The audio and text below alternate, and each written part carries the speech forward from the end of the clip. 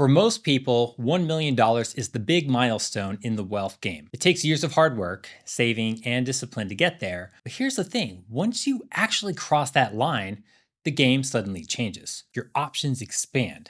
Your money grows faster than ever, but so does the complexity. My name is Ryan A. Hughes, and I'm the investment manager at Bull Oak, one of the fastest growing financial planning firms in the US. And today, I'm going to be talking about how once you reach $1 million, everything changes. The way that you build wealth, the way that you think about risk, even the way that the opportunities come your way. So let's begin by talking about the nature of building wealth. So everything starts and ends with compound growth. You simply cannot be wealthy if you're not using compound growth to your advantage. So once you have $1 million invested, it really starts to work in your favor. So compounding is when the returns you earn keep getting reinvested.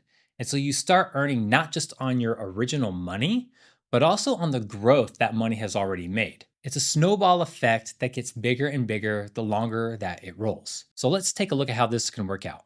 Let's assume that you set aside $2,500 per month and that you invest it directly into the markets. And let's assume that the average rate of return that you get is 10%. So the question is, how quickly would you reach that magical $1 million mark? It would take you 16 years under this scenario before reaching this number. And to accomplish this, you had to only invest $480,000 over that time. Now again, this is 16 years. What happens if you kept going?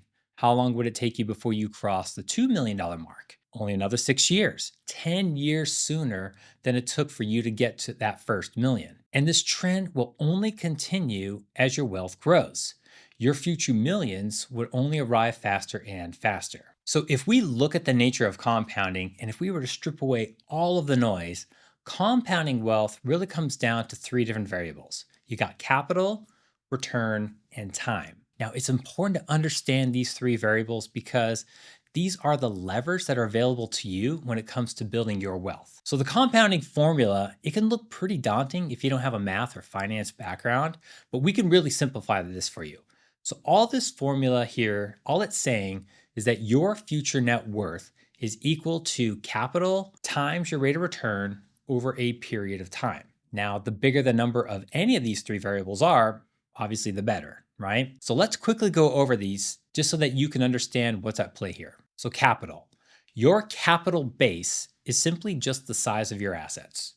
Your cash, your investments, real estate, crypto, everything. It's the balance of all of the assets under your name. Obviously, the larger the capital that you have, the better. It's far better to start out with $100,000 rather than $1,000 if you're trying to build wealth. And ironically, I have to point this out, the very thing that you're trying to build, your capital base, it's also one of the strongest levers for growing even more wealth.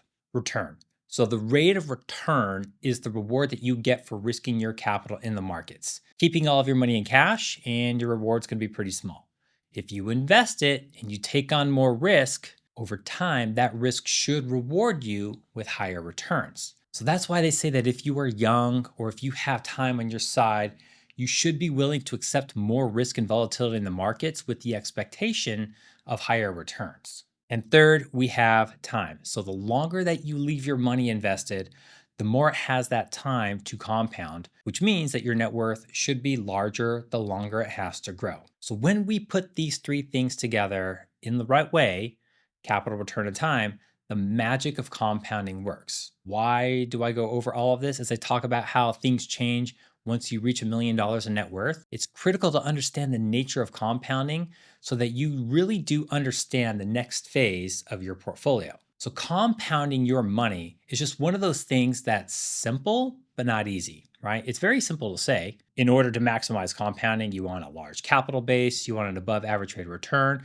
you want a long time frame, and everything's going to be great, right? But it's not realistic. In reality, we all have constraints of one sort or another. Most of us start off with very small capital bases or no capital base at all. We live in a world where the markets are volatile and the rate of return that you're gonna get, it's very uncertain. And some of us just don't have a long time frame, right? We might be older or we might be sick, but this is the game of life that we all play and we're all just dealt different hands. Here's the interesting part.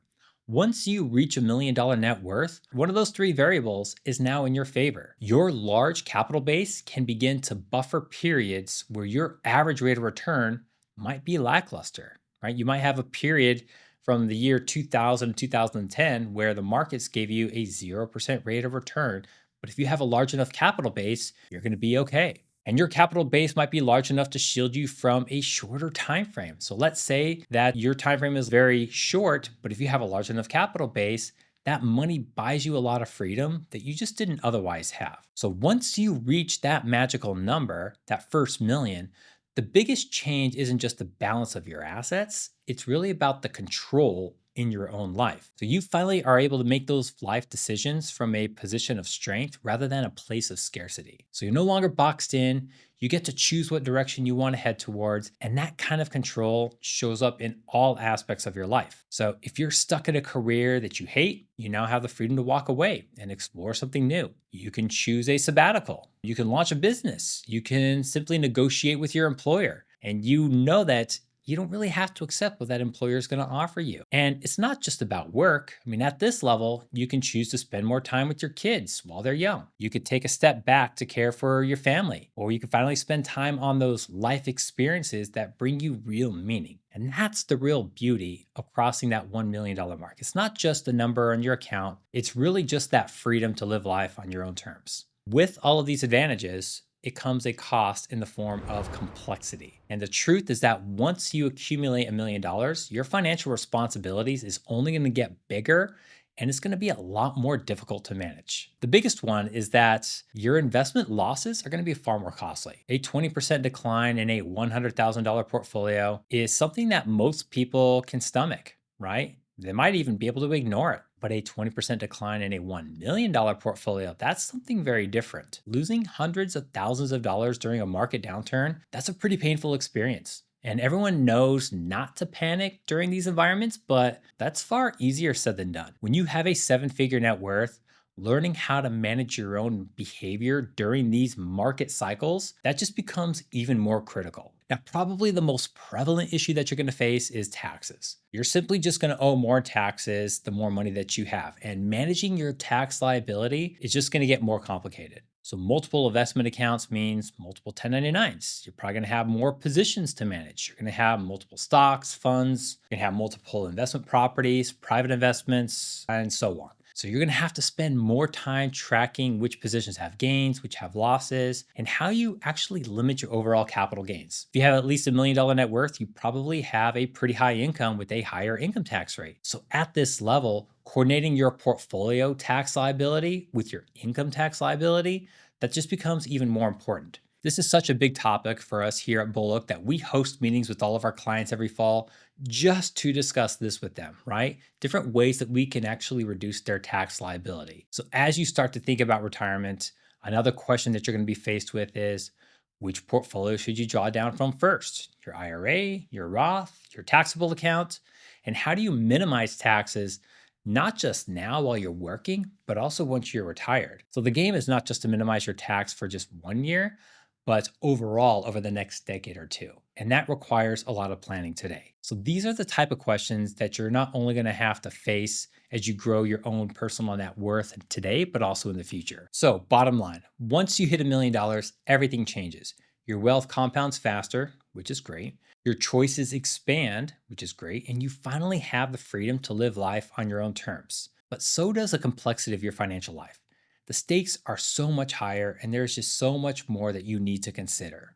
And that's where we can help. At Bullock, our advisors work with our clients every day to build retirement plans that make these big decisions clear and actionable. So if you'd like to make sure that you're on the right track, click the link below to schedule a meeting with one of our lead advisors. Thanks for watching, and I'll see you again in the next video.